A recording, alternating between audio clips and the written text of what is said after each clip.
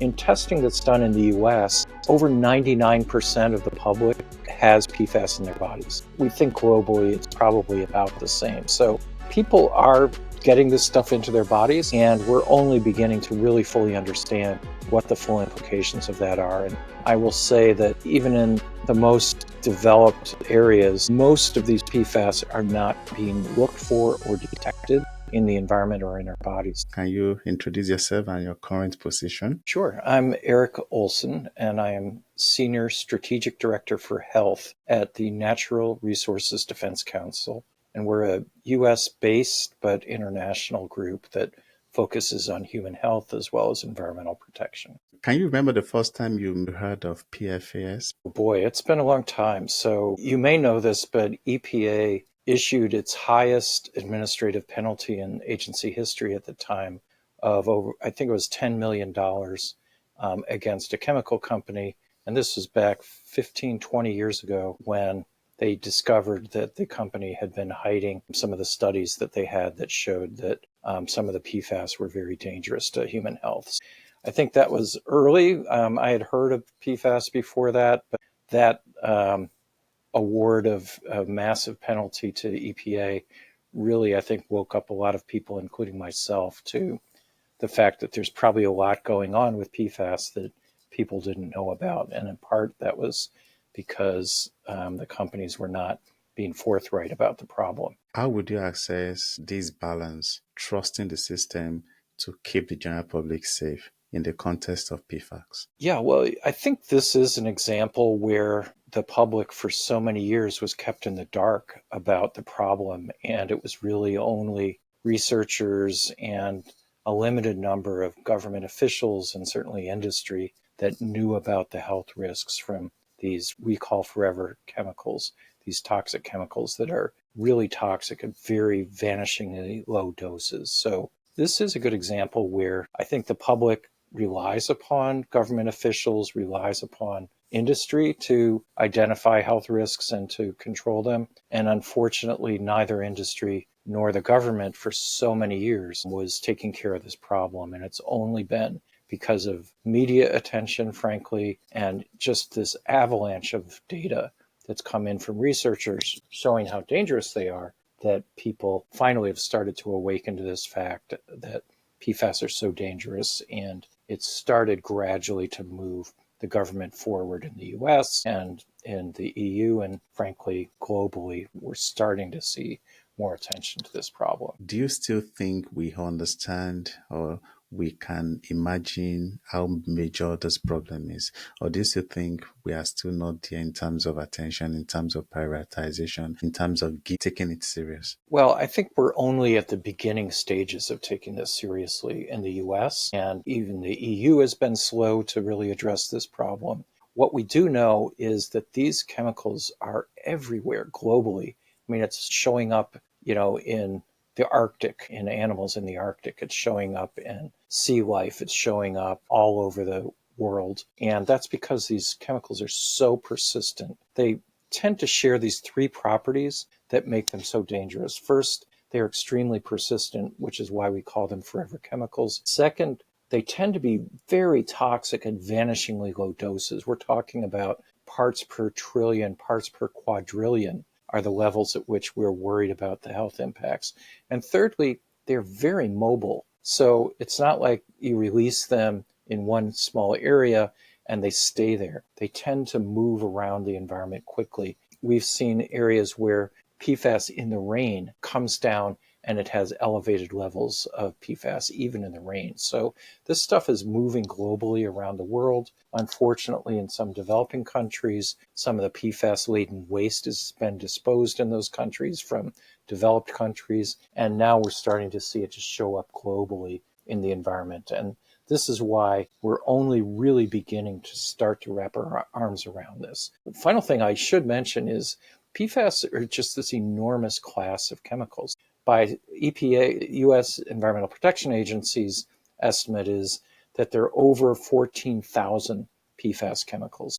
There are a lot of these chemicals. Many of them have never been tested for safety, but what we do know about those that have been tested is they do tend to share those three properties I mentioned. They're persistent, they're very toxic at low doses, and they're pretty mobile. Interesting.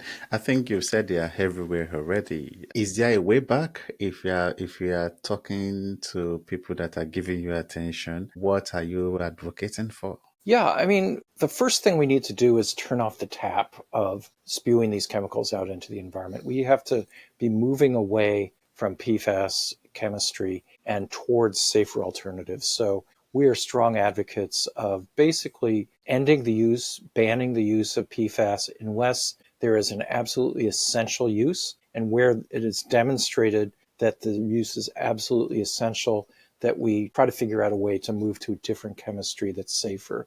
But let's stop using PFAS for things we don't need it for. Things like cookware, things like dental floss, ski wax. I mean, there are all these uses that are absolutely not necessary and that are still contaminating our bodies and our environment.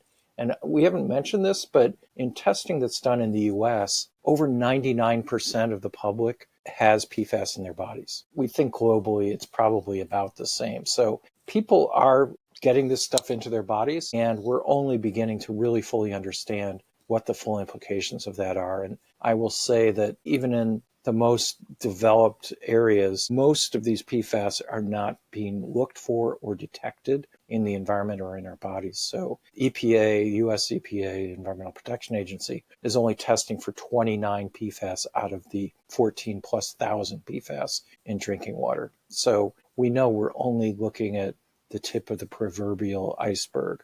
There are a lot of other PFAS out there that are not being looked for or detected. You mentioned turning off the tap.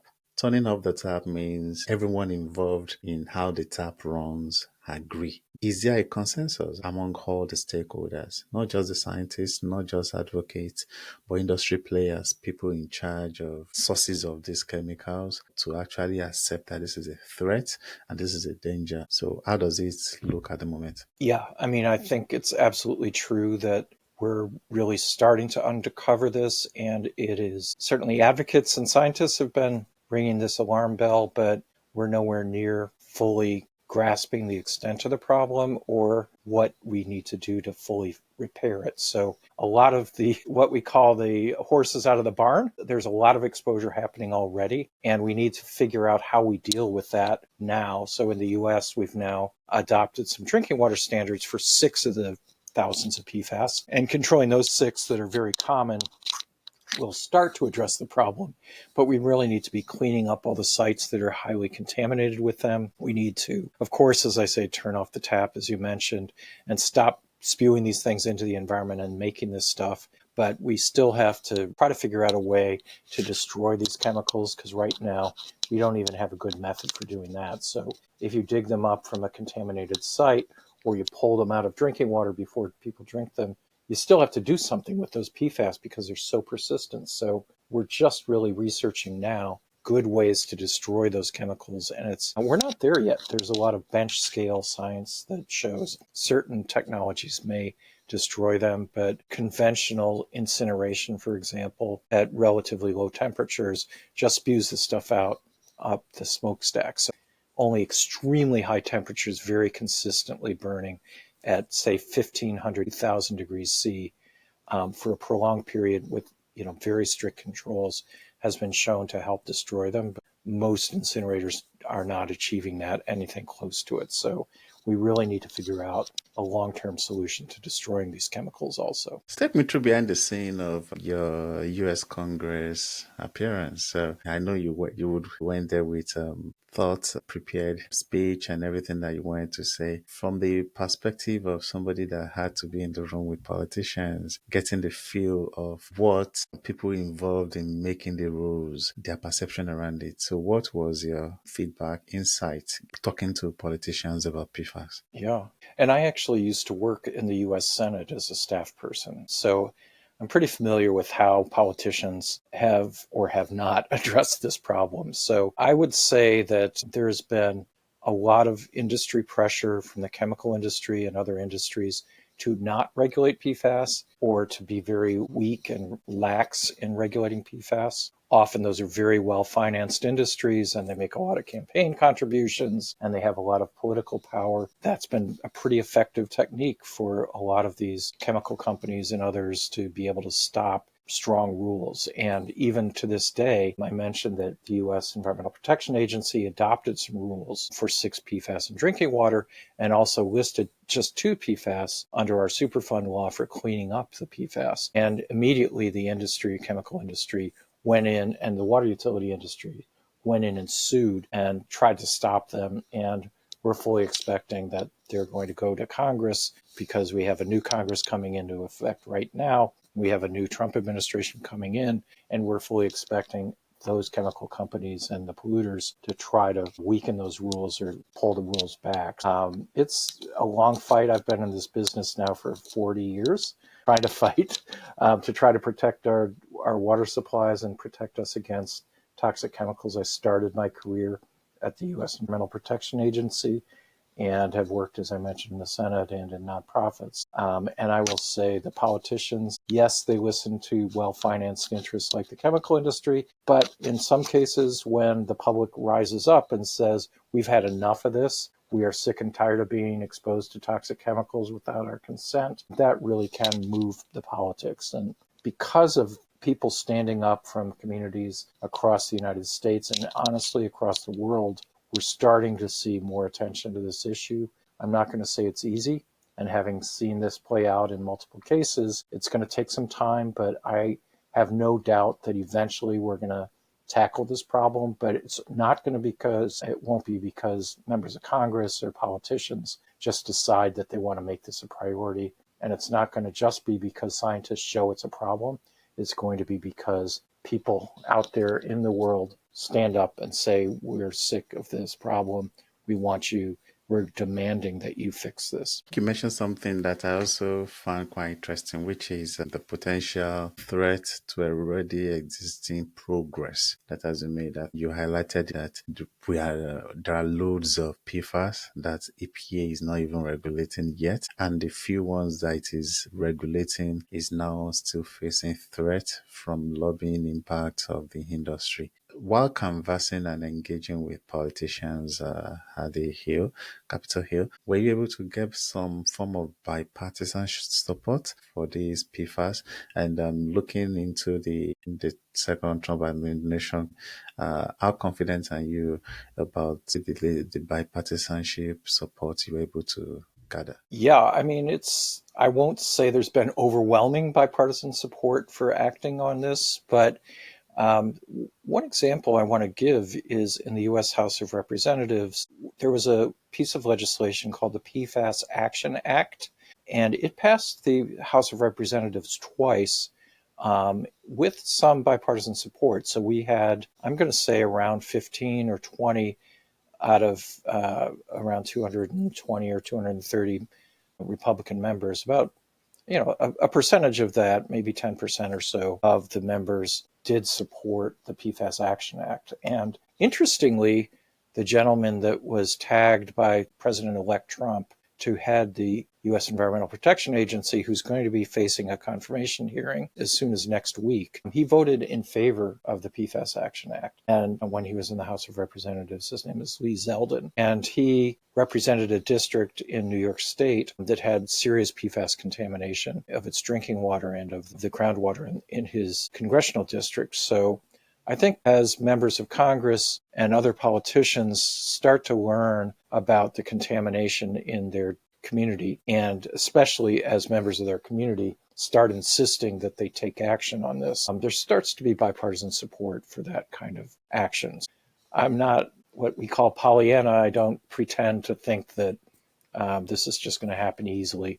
But as members of Congress and other politicians learn that there's a big problem and their constituents tell them they want action, that's when you start to see the bipartisan support we really need. Who is really doing well that you think is worthy of emulation?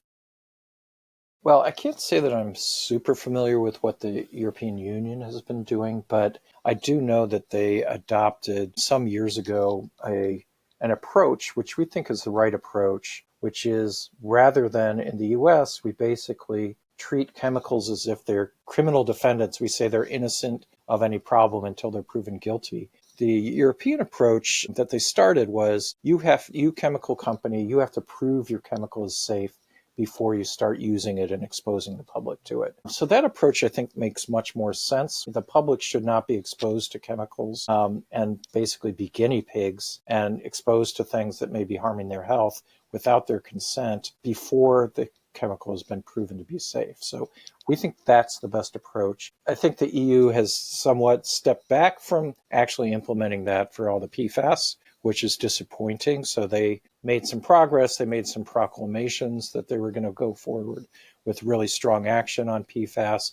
And the chemical industry, because of all their political power, has pushed them back somewhat from that. I can't say I'm on top of what the latest on that is, but from my reading, I don't think any country has totally gotten their arms around this problem and fully resolved it. I will say one little indicator that's shocking to a lot of Americans is that the chemical company Chemours was asking to import into the United States PFAS-laden waste from the Netherlands, because the Netherlands and a lot of European countries were refusing to accept it. So it's being exported from the Netherlands to the United States for processing, and ultimately for a lot of it was likely to be disposed of. So when the public learned that in the US, people were outraged, and EPA kind of stepped back from allowing it. But I will say the US's rules for disposing of PFAS and for dealing with PFAS really leave a lot to be desired. And I think we're going to need to work with the EU and the rest of the world really to avoid this kind of dumping, because I'm very concerned that the companies are going to start trying to dump this stuff, PFAS waste, on developing countries that really need revenue and that accept this kind of waste in their communities, much to their future regret. So we got to avoid that kind of international dumping that I know has happened in the past with other chemicals. Now, hypothetically, are there opportunities to work with these companies to find a common ground solution? Hypothetically. Well, sure. And hypothetically, there should be grounds to work with the chemical companies to address this. There are a couple ways that it might be in their interest, as there's greater and greater liability, especially in the US. We have a liability system that probably has more impact than regulations right now, where the companies are starting to be sued by cities and states and individual plaintiffs across the country. They've already settled for over $12 billion in settlements with water utilities. So I think it's gradually going to become in their interest to move away from PFAS chemicals and to identify other chemicals that they can make money on. So I think encouraging that switch away from PFAS so they can make money on safer chemicals is something that should be in their long-term interest to avoid future liability and future regulation. So yes, that could be one area of potential collaboration. The other is identifying effective means for destroying PFAS. Again, because of their massive potential long-term liability, it should be in their interest to figure out effective and less expensive way to destroy these chemicals so that they are minimizing their future liability and future regulatory burdens. So I think those are two areas just off the top of my head where the chemical companies and the public ideally should see some collaboration, because eventually I predict in some decades from now, as we get away from PFAS in most, but all a handful of essential uses, we're going to see the chemical companies shifting to other safer alternatives, we hope, and figuring out a way to destroy these chemicals that are out in the environment or that people have been exposed to. I'm curious to know, do you have an insight into why we are yet to figure out how to safely destroy these chemicals? It seems like a simple task for science, but I'm not sure whether I'm the only one thinking like this. Yeah. Well, you're a scientist yourself, I know. So the scientists have, there is some bench scale solutions to this problem, multiple. And I will say about every month or so, I see another academic issuing a press release announcing that they figured out a way to destroy PFAS. And then you look at the details of the published paper and it's like, it was one PFAS and it was at a bench scale, that kind of thing. So I think a lot of good minds are working on this problem. It's just we haven't figured out a commercial level effective technology that is affordable right now to destroy these chemicals. So, I think part of the problem is that there hasn't been enough pressure on the companies to actually fund this research. I think the U.S. Department of Defense, which is one of the largest PFAS polluters in the world, should have it in their interest. They've had a prohibition on incineration of their PFAS waste for the U.S. Department of Defense that we got Congress to pass. So I think it's gradually becoming more and more in their interest to actually fund, to go beyond the bench scale into, effective destruction technologies. And one of the reasons they're so difficult to destroy is that hydrogen, the carbon fluorine bond doesn't occur in nature.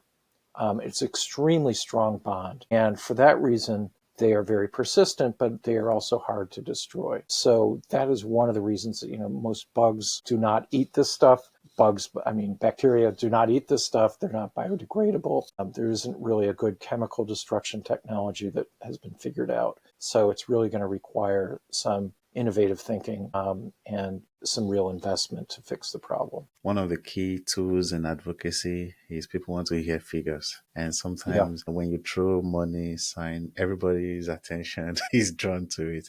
So do you have any insight on the costs? Well, yeah, I think that the companies are starting to realize that they have just absolutely massive liability. We're talking probably hundreds of billions of dollars in liability, if not more. Those costs come from the impacts on public health and the cleanup costs and the environmental costs. So there have been published studies that suggest just enormous costs to public health, things like the insurance companies and the U.S. Medicaid and Medicare system. All these medical costs are enormous to deal with the health impacts of PFAS. So we're talking just many, many billions of dollars that every year are being spent to deal with the health effects of PFAS. And the cleanup costs also are going to be just massive. And the more we continue to make this stuff and spew it out into the environment, the more those cleanup costs just exponentially continue to increase. So I think realistically, we're talking hundreds of billions of dollars to fully resolve this issue, and in costs that are already being imposed on the public in terms of health impacts. So that's something that really needs to grab the politicians' attention, that this is money that's already going out of people's pockets to address these problems. And if we don't get a handle on this issue, the numbers are just going to keep going up. What can you say about the demographics and insights regarding areas worst affected? Well, we're just really improving now our monitoring for some of these PFAS. And what the early monitoring is finding is that PFAS are everywhere across the United States. All 50 states, all of our territories, all have PFAS contamination. The areas where it seems to be worst tend to be places where the PFAS are manufactured. So places like North Carolina, West Virginia, some other locations where the PFAS are being made. And around the factories, North Carolina is one area that I'm most familiar with, where there's an entire river system that serves hundreds of thousands of people, is very badly contaminated with PFAS contamination. And a lot of people are drinking that water every day. So those areas where the chemical companies are making this stuff are very heavily impacted. But we're also seeing other places in upstate New York, we're seeing it in New Hampshire, we're seeing it in Michigan, a lot of other places where companies use the products, use the PFAS in manufacturing. So making shoes, for example, and coating the shoes so that they're water resistant, or making other products that use PFAS. A lot of those companies have also released huge amounts of PFAS contamination. There's even a paper factory up in the state of Maine where there was contamination, and actually the sludge that from a water treatment plant was applied to land, to farmland, and the farmer ended up finding extremely high levels of PFAS because of that sludge being applied to the crops. And actually, they had severe contamination of the milk products and dairy products from the cows that were raised on those lands. I think what we're finding is where the chemicals are used widely or manufactured or disposed of, that's where we see the highest levels.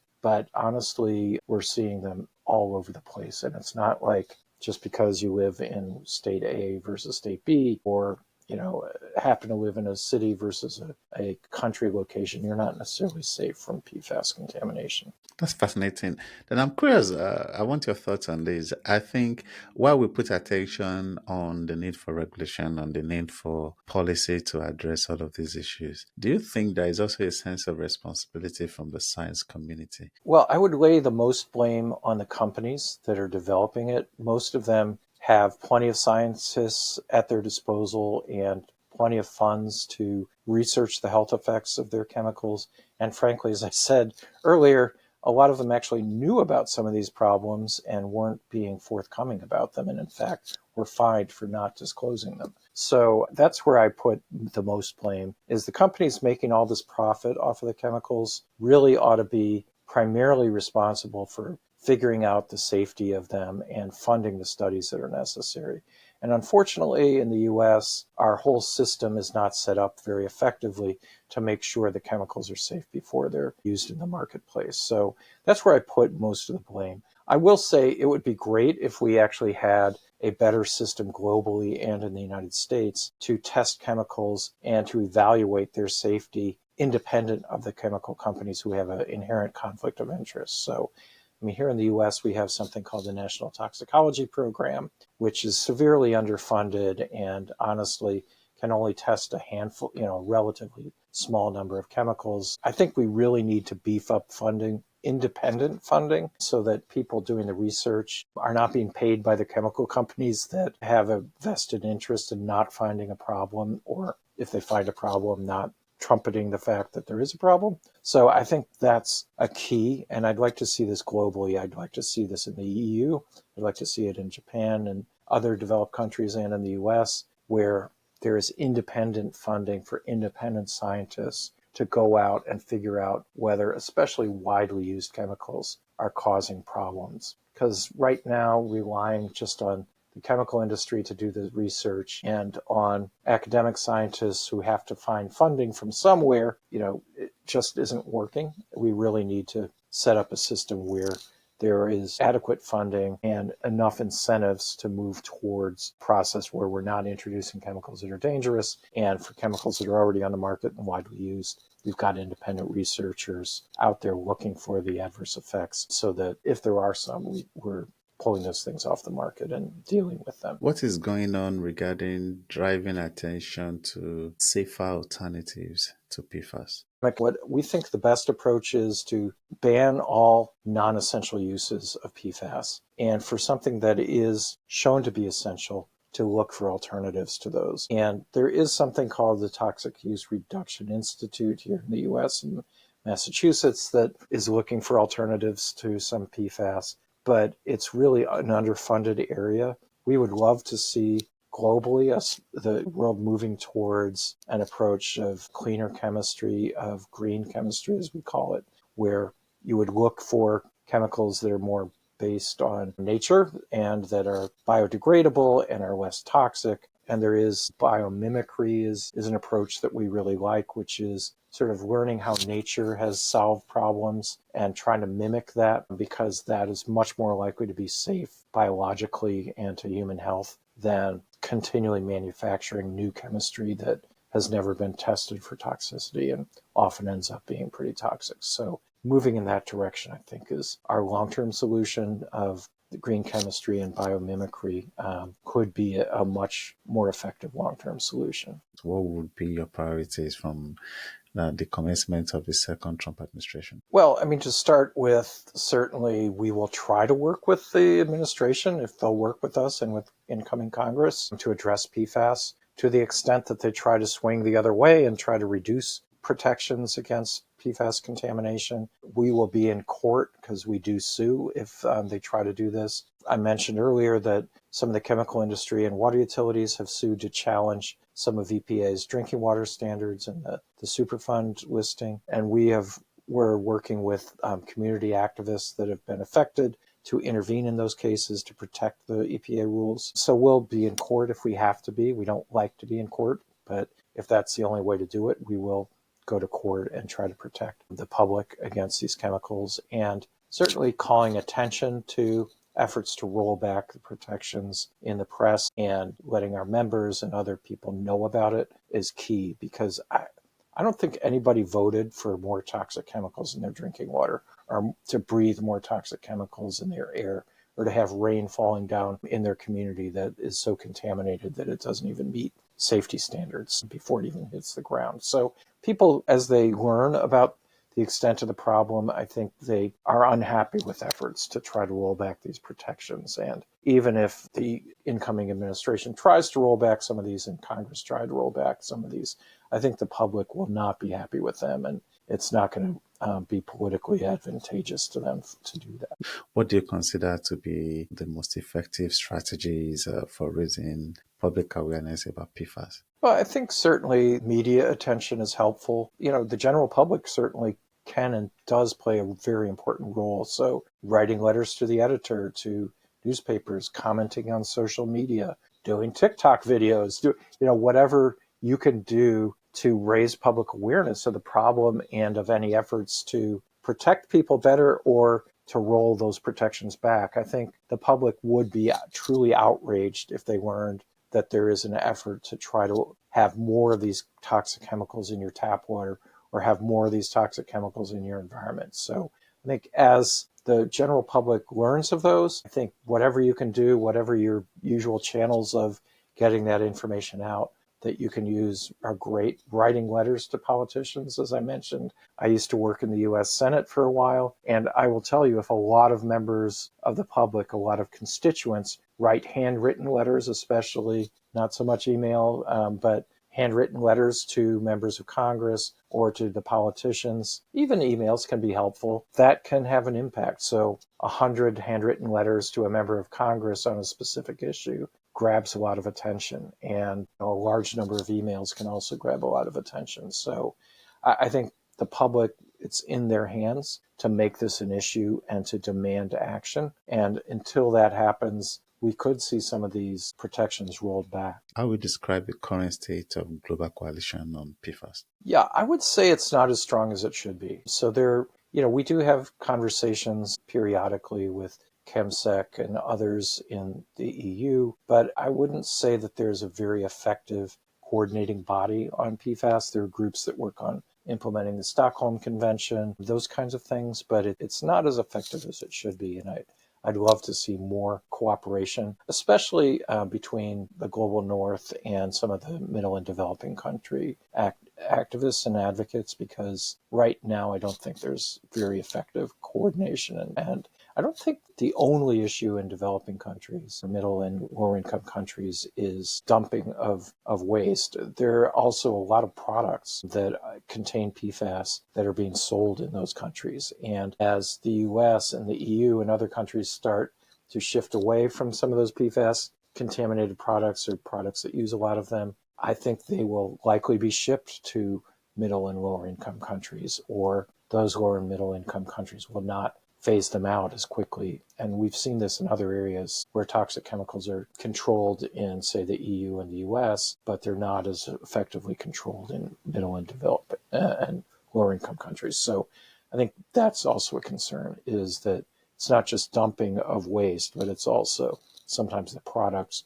continue to be used even though they're pretty dangerous. And I have experience with this, for example, in lead, where lead continues to be a massive contaminant problem in India and much of Africa. I mean, it took a long time to phase out even leaded gasoline in some countries where the evidence is very clear that it's dangerous. So I think moving towards global control of some of these very dangerous chemicals is really important, and we're nowhere near achieving that. To be ambitious now, so what do you consider quick wins that would make a lot of difference regarding PFAS regulation or control? Well, I mean, I think one thing that could have huge impact is moving towards a system where the uses that are not essential of PFAS are phased out. So in the US, we're starting to see US states, not the federal government, but individual states starting to adopt those kinds of protections. And I think gradually that's going to become a debate at the US national level. And if we move in that direction, I think that will also be helpful in the European Union and globally, as we start to get rid of these products where it's not absolutely necessary to use these toxic chemicals and moving towards only using them where they're absolutely essential and trying to figure out safer alternatives. So I think that could be, those quick wins would be sort of state level. We're already starting to see some of those. I think we could see that in Europe and individual member states of the EU starting to phase out a lot of these chemicals, even if the EU across the board is not doing that. And that can build up to real action globally as individual states or countries start to show that it's possible to get rid of some of these uses and move towards much less use of these toxic chemicals. So that I'm hopeful for. What do you describe as the ideal scenario that is actually the standard and the vision of people like you? Yeah, I mean, I think the ideal scenario, and this is pie in the sky, as we say, would be to move towards green chemistry and to move towards biomimicry to resolve our challenges. So this would be shifting away from toxic chemistry, shifting away from highly, the forever chemical kind of approach and towards things that are much more likely to be less toxic and sort of mimic how Mother Nature has solved our problems. So, I mean, one of my favorite examples is that there was a company that was trying to create an underwater glue that could be used in shipping and for other purposes that was extremely toxic and, had all sorts of problems associated with it, toxicity problems. And finally, it was decided, well, why don't we figure out how clams and oysters attach themselves to rocks? And maybe we could use something like that instead of using this highly toxic glue. So, looking at how nature solves problems, that may be a much more effective long-term solution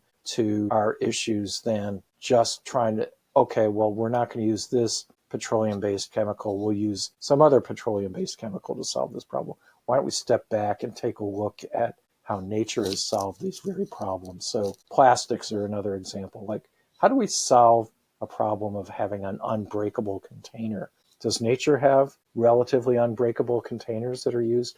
How about a crab shell? I mean, there are ways that we could borrow from nature, maybe not make exactly the same thing, but learn how nature has solved the problem and address solutions that way. So again, I don't think that's going to happen overnight, but I think as we move towards the future, we should be thinking about those kinds of solutions that are much less likely to be toxic and much more likely to work with our environment and with our health. So last question, what are you optimistic about? I'm optimistic because I think the public is with us and really understands that a lot of the current chemical industry and use of highly toxic chemicals is not something that they want and are starting to put pressure on elected politicians and even on industry to start moving away from that. So this isn't going to happen overnight. I've been in this business for 4 decades, a gradual process, but I think what really makes me optimistic is when I talk to young people that are very interested in coming up with solutions and understand the problem and are very smart and are very committed to fixing the problem and thinking of creative solutions like we've been talking about. So that's really what makes me optimistic is I think young people will deal with us old people and move on and figure out better ways to solve our problems and approaches that are less toxic and don't harm the environment. Well, that's interesting. So any last words for me? No, one thing we didn't talk about is that the U.S. Congress, for all of its issues, actually passed something called the Bipartisan Infrastructure Law that invested billions and tens of billions of dollars in addressing some of these issues, including about $10 billion to address PFAS contamination. So even Congress has had some bipartisan support for moving towards investing in solutions. And I think part of the solution is seeing some government investment in solutions as well. So we can't solely rely on industry to solve these problems. The government's going to have to step in and make some investments too.